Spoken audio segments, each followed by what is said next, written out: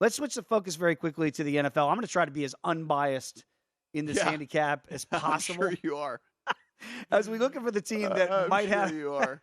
the team that might have the most wins in the regular season. This is a regular season deal that we're talking about. And these odds that we're going to post are coming to us from DraftKings. The Dallas Cowboys, not your team, not my team, America's team. 11-1 to have the most wins in the regular season. The Niners at 8-1 and the Eagles at 5-1.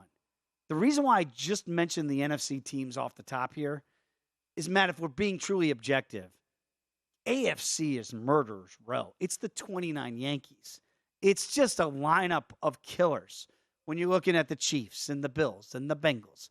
And now that you can throw the Ravens into the mix, the Jaguars, big favorites to win their division. Can you exclude one half of the bracket for this, who's going to have the most wins? And in doing so, would you exclude the AFC thinking that just they're going to beat each other up for the better part of 17 weeks? Yeah, I would certainly be looking at an NFC team, and unfortunately, it's the shortest shot from an NFC team, and it would be the Eagles. I mean, you're sitting here looking at a team in which, from a strength of schedule standpoint, it's not incredibly difficult. It is the 13th easiest schedule, so not quite middle of the road, but again, it's not on the harder side of things. Cowboys are sitting with the 18th toughest, so dead center, really, when it comes down to it, kind of the 18th-ish most difficult schedule as we head into the season. But you look on the AFC side of things, and look, could everything run perfectly smooth for Cincinnati and they end up with it? Could, but we look at that division and we go, okay, that's 6 games against very, very, very stiff competition. Plus, you start looking at everything else. Like, you can't really go there. So now, how do we do this, Dave, whenever we look at some of these teams that have super easy schedules? But it's the Saints, it's the Falcons, it's the Colts, it's the Panthers. Like, those are the easiest schedules heading into the season. And you don't want to bet those teams. No. Like, that's not going to happen. And so the best record in the regular season, right? Like, not just to win your division like the Saints, but because they have the easiest pathway, you would like, could they shock the world and be what's going to get it? 14-3? Like, are we going to have another Eagles year like we did last year, where Philadelphia just, I don't want to say out of nowhere, because I think a lot of people that were really, we looked at the Eagles as a team last year that if Jalen Hurts was as good as Jalen Hurts turned out to be, could Derek Carr be that X factor in New Orleans?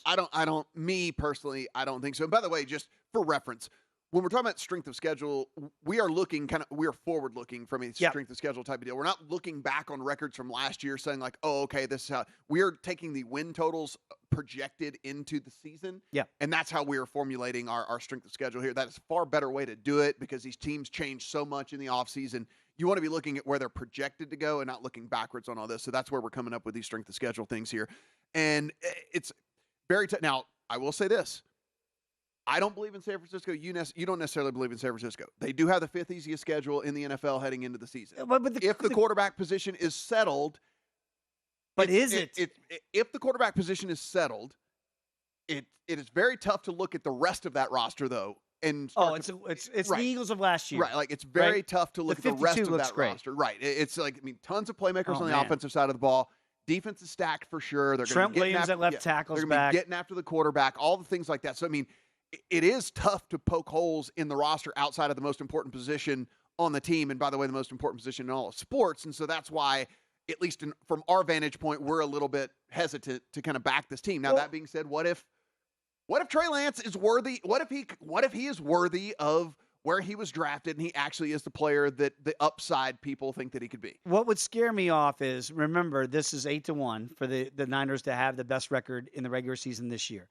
What scares me off is right after the draft, their total for season win total went from 11.5 to 10.5.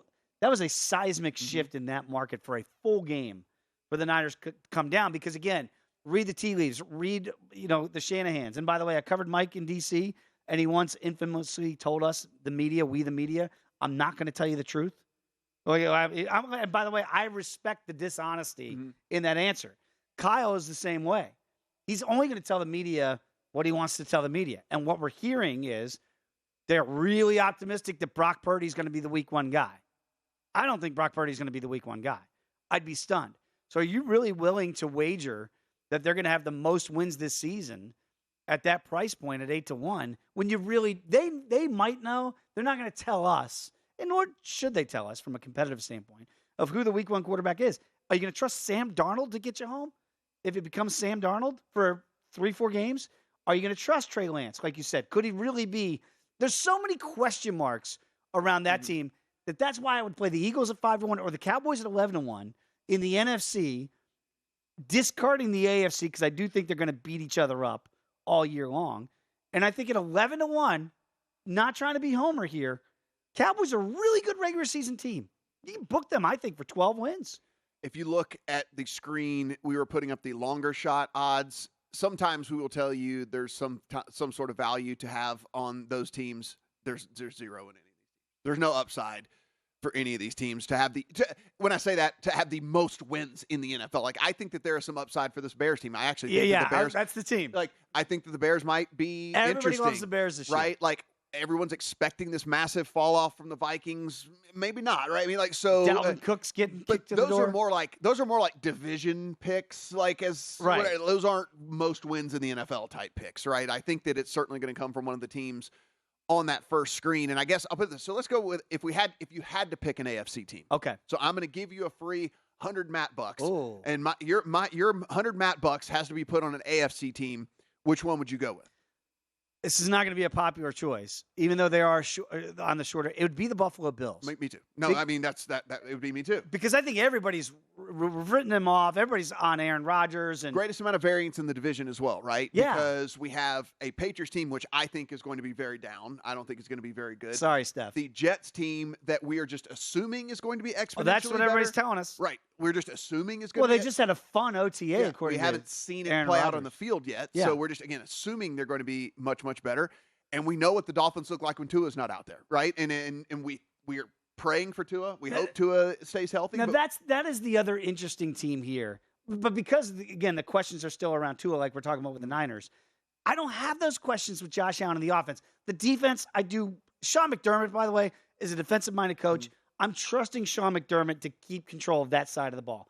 The offensive side of the ball, Dorsey running the off, they're fine. Yeah. Like their demise, I don't know why everybody's jumping off the Bills bandwagon. I'm not. And you get plus money to win the division this year. I've already played that. Listen, if you and if DeAndre Hopkins makes the right choice, if he makes the right decision and goes to Buffalo, you love this team even more. And so these numbers that you see right here are not going to be there any longer. No. They're not going to be exponentially worse, but they're not going to be the same for sure. Go to VSiN.com/subscribe to become a VSiN Pro subscriber today.